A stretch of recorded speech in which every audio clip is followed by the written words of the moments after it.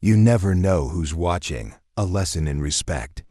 It started as just another morning in Los Angeles, a city buzzing with life. The golden sun bathed the skyline, casting long shadows over the streets below. Horns blared. Coffee shops hummed with early risers. Office workers wove through crosswalks, lost in their own routines. Amidst the chaos was Marcus, a delivery driver. A man who had seen more than his fair share of life. He wasn't the kind to stand out, no expensive suit, no commanding presence. But there was something about him. A quiet confidence, a dignity that didn't need words. And today? Today would be the day when everyone in that restaurant learned a lesson they'd never forget. This particular morning, Marcus had a delivery that pulled him out of his usual routine. His route led him to La Fontaine, one of the most exclusive restaurants in Beverly Hills, a place where the elite dined on meals more expensive than most people's rent. It was the kind of spot Marcus usually drove past, never through. But today, work was work. His truck rattled into the narrow back alley behind the restaurant, where deliveries were handled far from the eyes of the high-profile guests. Even here, in the hidden corners, the place oozed exclusivity. The back entrance loomed ahead, massive steel doors with the words "Staff Only" etched in bold letters, as if daring outsiders to cross the line. And Marcus? He was about to walk straight through it, unknowing of the lesson waiting on the other side. Marcus adjusted his grip on the invoice clipboard, tugged on his work gloves, and carefully stacked the crates of organic produce and premium seafood onto his dolly. The load was heavy, but he had done this 1,000 times before. As he rolled toward the entrance, muffled laughter drifted through the steel doors. It wasn't the warm kind, it had an edge. The kind of laughter that made your stomach tighten. The sound of people who thought they were better. Marcus exhaled, barely shaking his head. He had dealt with people like this before. He wasn't about to let it get to him. He knocked twice on the metal door and waited. When it swung open, a young man in a pristine white chef's jacket stood there, his expression a mix of irritation and mild disdain. Behind him, 2 other staff members peeked over his shoulder, one suppressing a laugh, the other rolling her eyes as if dealing with a mere delivery driver was beneath her. "Deliveries are supposed to be here earlier," the chef snapped, his voice dripping with annoyance. Marcus met his gaze calmly and lifted the invoice. "I'm right on time, sir. Fresh seafood from Pacific Prime Imports and the organic greens your kitchen requested." The chef waved him off like he was dismissing a minor inconvenience. "Whatever, just bring it in and don't block the entrance." As Marcus pushed the dolly inside, he felt eyes on him. More staff members glanced his way, their expressions ranging from amusement to condescension. They didn't know who he was. Not yet. Someone muttered under their breath, just loud enough for Marcus to catch it. "Guess they'll send just about anyone to a place like this." It wasn't just the words, it was the tone. That smug, dismissive edge that cut deeper than a direct insult ever could. Marcus didn't react. Not yet. He kept his movements steady, unloading the crates with practiced ease. The words lingered in the air, sour and heavy, but he didn't flinch. Because he knew something they didn't, and soon everything was about to change. As Marcus maneuvered the dolly deeper into La Fontaine, he took in the scene around him. The place was every bit as extravagant as its reputation. Crystal chandeliers dripped from the ceiling, casting a warm golden light over marble floors so polished they looked almost liquid. The open concept kitchen gleamed stainless steel appliances catching the light. Countertops pristine, the entire space a carefully curated display of wealth and prestige. But underneath all that shine, Marcus saw something else. The way the staff moved, quick, efficient, calculated. Not with the pride of true craftsmanship, but with the self-importance of people who valued their rank more than their work. And right now, Marcus was at the very bottom. "Make sure you're not blocking the chef's station," snapped a woman in a sharp black suit as she passed by. She didn't even glance up from her clipboard. "Yes, ma'am," Marcus replied, his tone polite but unwavering. He had no problem following directions. But he could feel it, the way her gaze lingered, as if she was waiting for him to make a mistake, searching for a reason to dismiss him completely. Nearby, 2 waiters stood at the edge of the dining area, folding napkins and whispering. They weren't exactly subtle. Every few seconds, one of them would glance over at Marcus, smirking before turning back to his coworker. "What do you think?" 5 minutes before he screws something up, one of them murmured, barely suppressing a laugh. Marcus kept his expression neutral. They had no idea who they were dealing with. Not yet. Marcus ignored them and kept working. Years in this business had taught him one thing: people like this weren't worth his energy. He focused on the task at hand, stacking the crates neatly onto the stainless steel counter near the walk-in fridge. His movements were efficient, deliberate. He had done this 1,000 times before. Still, the comments didn't stop. "You'd think someone delivering to a place like this would at least dress better," another voice chimed in. Marcus glanced down at his uniform, clean, neatly pressed. It was built for function, not fashion, but to them, it wasn't enough. It didn't matter. He wasn't here to impress anyone. As he finished unloading the first batch and turned to head back to his truck, he passed by a group of line cooks near the grill. They, too, paused their conversation to look him over. One of them, a tall guy with a smirk that practically screamed trouble, leaned toward his coworker and muttered, just loud enough for Marcus to hear. "Bet he couldn't even afford to eat here, let alone step through the front door." The others chuckled. Marcus felt his jaw tighten ever so slightly. He had plenty of practice letting things slide. But this was testing his patience. Still, he kept his composure and walked back outside for the next load. But the worst was yet to come. Inside, the laughter grew louder. He didn't have to see them to know they were watching, mocking him like he was nothing more than entertainment. Out in the alley, Marcus wiped the sweat from his brow, the heat rising as the sun climbed higher. Dust clung to his sleeves as he loaded the next batch onto his dolly. Even from out here, he could still hear them. They weren't even trying to lower their voices. When he re-entered the kitchen, he immediately noticed a presence by the counter. The head chef Damien Russo stood there, sharply dressed in his executive whites, inspecting the deliveries with a critical eye. Marcus exhaled, steadying himself. He had a feeling things were about to get interesting. Damien Russo wrinkled his nose as he picked up a crate of seafood, inspecting it like it was beneath him. "This is the best they could send?" He muttered, just loud enough for Marcus to hear. Marcus paused for half a second. "If there's an issue with the quality, I can call the supplier and..." Damien waved him off with a sharp flick of his hand. No, just drop it off and leave. We've got more important things to focus on." Marcus exhaled slowly, keeping his expression neutral as he continued unloading the second batch of boxes. But he couldn't ignore the way Damien carried himself. The man wasn't just giving orders, he was performing. Speaking loud enough for everyone to hear. Throwing his weight around with exaggerated authority, as if he needed to remind the entire room who was in charge.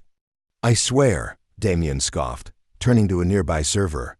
"Standards are dropping everywhere. Look at this guy, do they not teach professionalism to delivery drivers anymore?" The server, a young woman with a polite, forced smile, stole a quick glance at Marcus, but said nothing. Instead, she nodded at Damien and busied herself, straightening silverware at a nearby table. Marcus stayed focused, finishing his work in silence. He wasn't about to let their words get under his skin. But he wasn't blind to the growing irritation curling in his chest. It wasn't just the insults. It was the sheer, unapologetic lack of respect. The assumption that he was less than simply because of his job. He moved to stack the empty crates when a voice called out from across the kitchen. "Hey, delivery guy." "You missed a box." Marcus turned, frowning slightly. He was sure he hadn't. One of the kitchen staff pointed to a crate sitting near the back door. Marcus walked over, bent down, and reached for it, only to realize it was empty. Laughter erupted around him. "Just messing with you, man," the guy cackled, slapping his knee. "Relax a little." Marcus didn't respond, but he was done letting it slide. Marcus set the empty crate back down and finished his work without another word. Inside, his patience was running thin. But he reminded himself why he was here. He had a job to do, and a point to make, even if they didn't know it yet. When the final crate was in place, Marcus walked over and handed the signed invoice to Damien. The chef barely spared him a glance, scrawling his signature across the paper with disinterest. "You can go now," Damien said, not even pretending to be polite. "No thank you. No acknowledgement." Marcus held his gaze for a beat, unreadable. "Have a good day." His voice was even, controlled. Then, he turned and headed toward the exit. But just as his fingers wrapped around the door handle, he heard it. A muttered voice from behind. "Yeah, go back to wherever you came from." That was it. Marcus stopped. For the first time that morning, silence fell over the kitchen. The laughter, the whispers, the snide remarks. Gone. All eyes were on him. Slowly, he turned. His gaze locked onto the waiter who had spoken. There was no anger in his face, no outburst. Just a steady, quiet confidence that made the smirks fade and the room hold its breath. "I came here," Marcus said, his voice firm but measured, "to deliver something you clearly need more of respect." No one said a word. No one dared to. And with that, Marcus walked out. The real surprise was still waiting. And it was only a matter of time before they realized who he really was. Marcus leaned against the side of his truck, exhaling slowly as he wiped the sweat from his brow. The delivery was done, but the weight of the morning still clung to him. This wasn't the first time he'd been in a room full of people who made snap judgments, who thought they had him figured out the second they saw his uniform, his work gloves, the way he carried boxes instead of a clipboard. But today felt different. Maybe it was the sheer arrogance of it all. The way they had been so sure of themselves, so blind to the possibility that he was more than what they assumed. His eyes drifted up to the restaurant's grand facade, where La Fontaine was etched in elegant gold lettering above the entrance. It was almost surreal. Just a few weeks ago, Marcus had signed the final papers that made him the owner of this place, another bold step in his growing empire of fine dining establishments. But Marcus's journey here wasn't built on privilege. It wasn't handed to him on a silver platter. It was built on years of sweat, sacrifice, and a relentless drive to prove himself. He had grown up in a small town in Mississippi, where opportunities were scarce and expectations for someone like him were even scarcer. His parents worked hard, really hard. They never complained. They just kept going, showing him what resilience looked like. Marcus got his first job as a dishwasher in a tiny diner when he was 16. Back then, he had watched the cooks and servers with fascination, dreaming of the day he could create something bigger, something extraordinary. And so he worked. He climbed the ladder, from kitchen staff to manager, until finally he had saved enough to open his first restaurant. It wasn't flashy. It wasn't in a high-end district, but it was his. And from there, his vision only grew. When the opportunity to buy La Fontaine came up, Marcus didn't hesitate. It was a risk, sure, but it was a calculated one. Because he knew exactly what this place could become under the right leadership. For years, La Fontaine had built its reputation on exclusivity, on being an elite dining experience, catering only to those deemed worthy. But Marcus saw something beyond the surface. He saw potential. He wanted to turn it into something more, an establishment where everyone felt valued. From the guests, to the staff, to the people making deliveries. But this wasn't going to be an easy transition. That's why Marcus had chosen not to announce his ownership right away. Instead, he wanted to see the place for what it truly was, when no one was watching. And what he witnessed this morning only confirmed what he already suspected. Change was long overdue. Marcus climbed into his truck, pulling out his tablet and making a few notes. His schedule was already set at 3 p.m.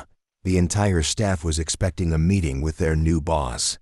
He had deliberately kept the announcement vague, instructing the manager to gather everyone in the dining room. No details, no names, just be there. He thought about Damien, the arrogance, the dismissiveness, the waitstaff, the kitchen crew.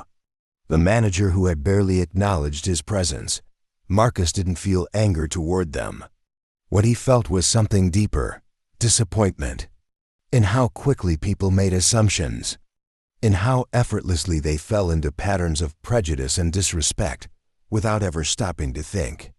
By the time he pulled away from the restaurant, Marcus had made up his mind. That meeting at 3 p.m., it wouldn't just be about introductions.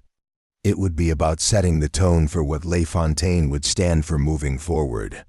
Respect, humility, equality. And by the end of that meeting, they would know exactly who they had been mocking all morning. These weren't just buzzwords to Marcus. Respect, humility, equality. They were the foundation of everything he believed in. And in a few short hours, the people in that restaurant were about to find out exactly who he was and why he was there. 3 p.m. At exactly 3 p.m., the staff of La Fontaine gathered in the restaurant's grand dining room. Some looked curious, others irritated.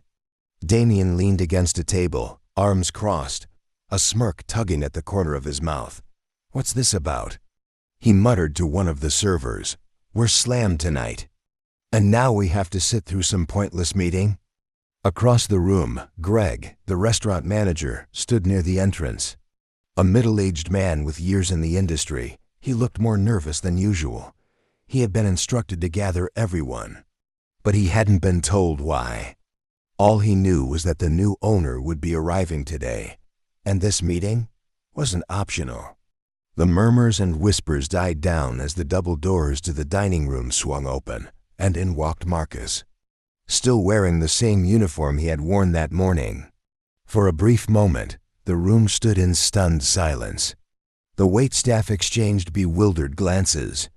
The kitchen crew frowned, trying to make sense of what they were seeing. Damien let out a short, incredulous laugh, shaking his head. "You've got to be kidding me," he muttered under his breath. But Marcus? He didn't react. He simply walked to the center of the room, his expression calm, unshaken. He could feel the tension, the unspoken questions hanging thick in the air. But he didn't rush to explain. Instead, he let the silence settle.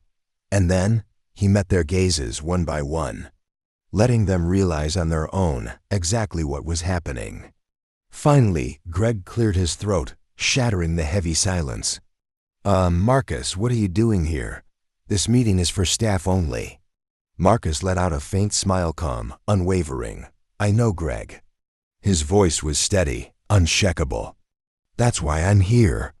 Across the room, Damien let out a sharp scoff, shaking his head. "Look, if this is about the delivery earlier, can we just move on? We have actual work to do." Marcus turned to him, his expression unreadable. "You're right, Chef Damien. This is about the delivery." He let the words hang for a second. "And it's about a lot more than that." Damien frowned, arms still crossed. But before he could open his mouth, Marcus continued. "Let me introduce myself properly." The tension thickened. Marcus straightened slightly, his presence suddenly commanding the entire room. "My name is Marcus Carter." He let that settle for a second. "And as of 3 weeks ago, I'm the new owner of La Fontaine." Silence. But this time, it wasn't awkward. It was staggering. Damien's smirk vanished, his face frozen in wide-eyed disbelief. The servers? Stunned, their gazes darting between each other in shock. And Greg, his face had gone completely pale. "You?" Damien finally managed to say, his voice barely above a whisper.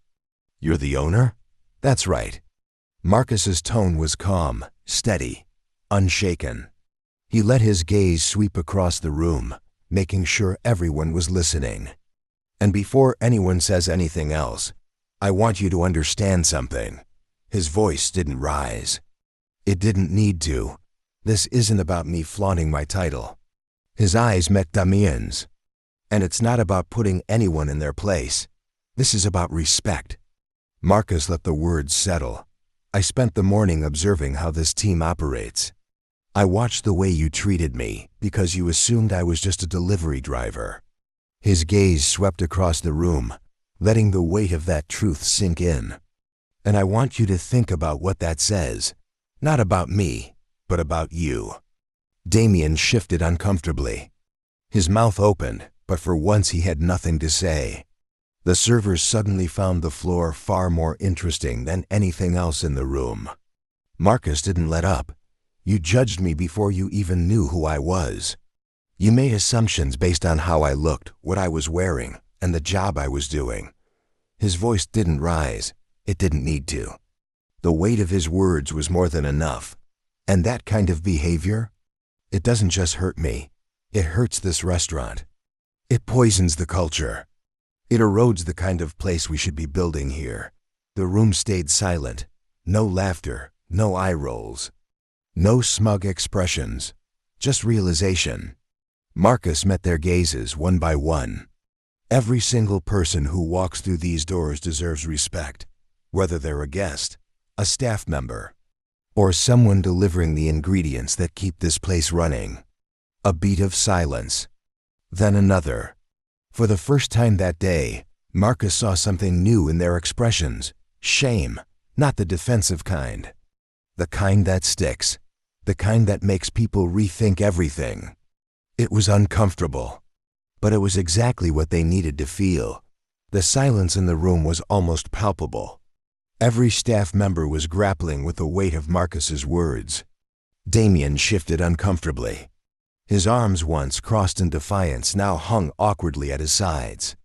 The servers, who had once exchanged smirks and whispers, now avoided eye contact altogether. Marcus took a slow step forward. His tone softened, but it didn't lose its authority. I know change doesn't happen overnight. His eyes moved across the room, making sure they were listening. But if this restaurant is going to succeed, it starts with how we treat each other.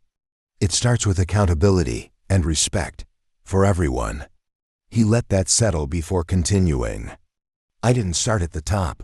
A few heads lifted at that. I've been where you are, working long shifts, doing the jobs no one notices.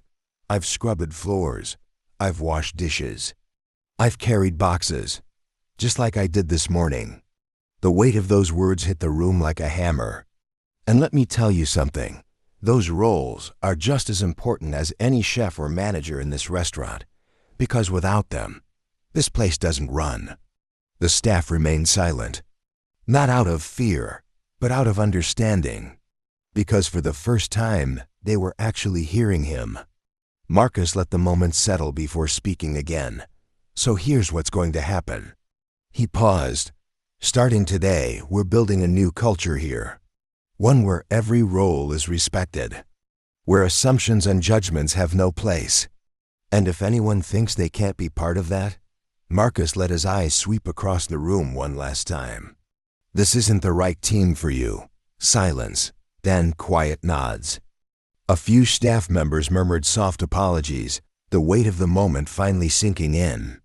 Then for the first time, Damien spoke up. His voice was hesitant, unsure. I didn't mean to be disrespectful. Marcus held up a hand, stopping him mid-sentence. Actions speak louder than words, chef. He didn't say it harshly. He didn't need to. If you're willing to do better, then prove it. Show me and the rest of this team that you're here to grow. That goes for everyone. He stepped back, his presence still commanding but his demeanor calm once again. We all have biases. We all make mistakes.